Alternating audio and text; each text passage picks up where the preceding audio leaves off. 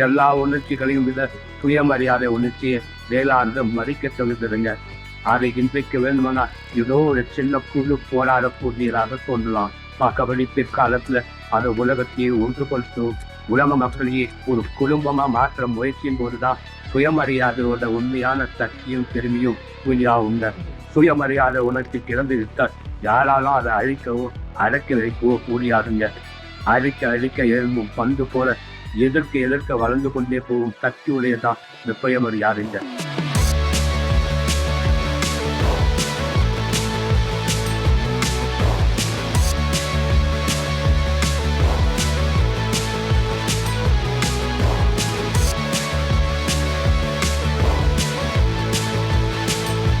சுயமரியாதை உணர்ச்சி தான் உலக மக்களையே ஒரு குடும்ப சகோதரனாக மாற்றும். அப்போதுதான் இந்த இயக்கத்தின் உண்மை சக்தியும் பெருமையும் வெளிப்படுத்த பெரியார் சொன்னார். பெரியார் கண்ட வளர்ச்சியை நாங்கள் தமிழ்நாட்டுல செயல்படுத்தி காட்டி விட்டுருக்கோம். பெரியாருக்கு இந்த ஆட்சி காணிக்கைன்னு சொன்னார் பேரறிஞர் அண்ணா அவர்கள்.